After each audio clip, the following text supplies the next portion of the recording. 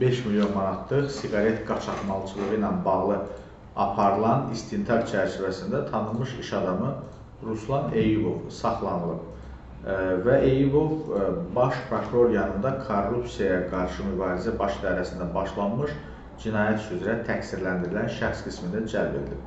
Bu dəqiqələrdə məhkəmə qərarı ilə onun barəsində həbs qəti imkan tədbiri seçilib. Dəyərli izləyicilər, və diqqətə çatdıraq ki, Bakı Hövsan Beynəlxalq Ticarət Dəniz Limanının Ruslan Eyübova məxsus olduğu bildirilir.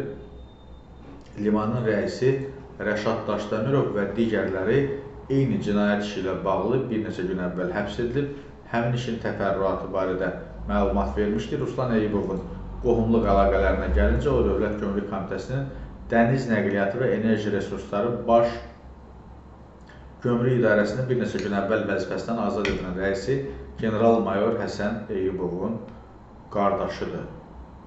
Onlar Prezidentin Mühafizə Xidmətinin keçmiş rəisi General-Polkovnik Bəylər Eyübovun qardaşı oğlanlardır. İndi saxlanılan Eyübov həm də kimya sənayesi üzrə bizneslə məşğuldur, dəyərli izləyicilər.